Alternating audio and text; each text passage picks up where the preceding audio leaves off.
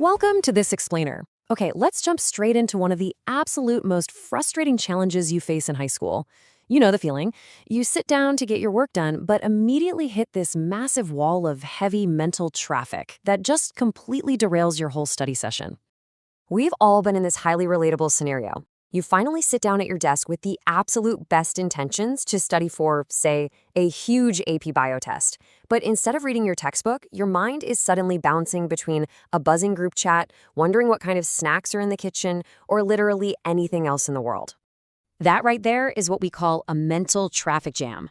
Just imagine a busy, crazy intersection inside your head where every single thought, every notification, and every tiny distraction is fiercely fighting for the right of way. And when your brain is gridlocked like this, it heavily struggles to hold on to new information, simply because your focus is stuck right in the middle of that chaotic intersection.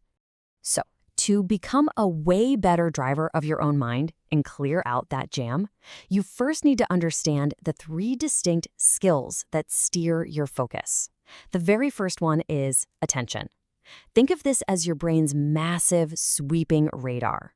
It's your overall awareness of absolutely everything happening around you, like the sights and sounds in the room, and inside you, like your random passing thoughts and feelings. Now, once you have that broad radar of attention, you need the second skill, which is focus. Focus is your ability to select just one specific target from that giant radar and aggressively tune out all the other noise. It's about pointing your mind in the exact right direction so you can tackle the specific work right in front of you. And this brings us to the third skill, concentration. While focus picks the target, concentration is the mental stamina required to keep your focus locked onto that single target until the task is completely finished. The exact second your concentration slips, well, that mental traffic jam starts building up all over again. All right, so now that you know the basic controls, let's identify the main hazards out on the road. There are three big culprits that hijack your attention and cause those really frustrating traffic jams: sense grabbers, mood swingers, and mind drifters. Let's break each of these down so you know exactly how to spot them coming a mile away. First up, we've got the sense grabbers. These are distractions coming entirely from the outside world. Think of a buzzing, vibrating phone, your siblings talking way too loudly in the next room, or even just a ridiculously messy desk. They completely bypass your mental filter and just grab your attention without even asking for permission.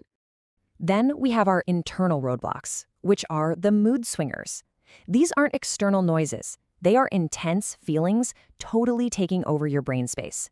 We're talking about heavy exam pressure, sudden excitement about your weekend plans, or maybe intense frustration over a confusing math problem. Your brain treats these really strong emotions as high-priority alerts, which completely blocks your logical thinking. The third hazard is the sneaky mind drifter. This is when you just completely zone out. You're staring at a page, but your thoughts have totally drifted off into replaying some awkward conversation from lunch, or you're worrying about tomorrow's practice. You aren't reacting to anything around you. Your mind has just quietly slipped off the track. So, how do we handle all of this? Look, you cannot eliminate distractions entirely. Life happens, right? But the goal here is to learn how to actively reroute your attention. You need to grab the mental steering wheel and consciously steer yourself back on course the exact moment you notice you've drifted into a jam. Let's look at exactly how to reroute those sense grabbers. You absolutely have to tame your tech. A buzzing phone is a direct, aggressive competitor for your attention. To beat it, use your phone's focus mode to block all those TikTok and Instagram notifications, or apply what we call the 3-app rule. This means strictly limiting yourself to 3 essential study apps, like your PDF reader, your notes app, and maybe a calculator.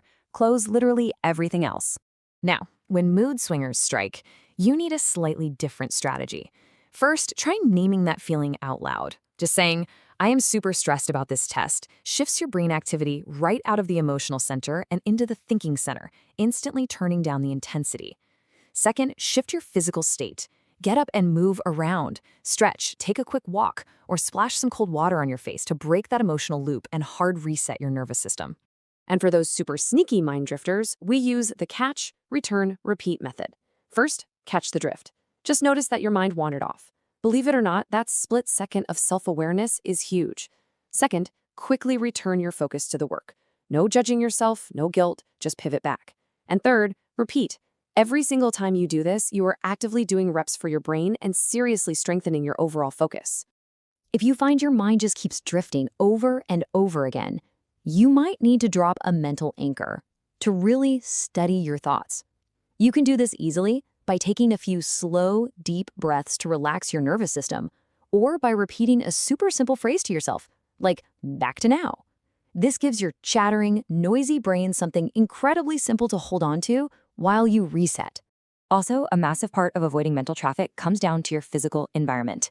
You need a spot-on study space. Set up an area that instantly cues your brain for work mode.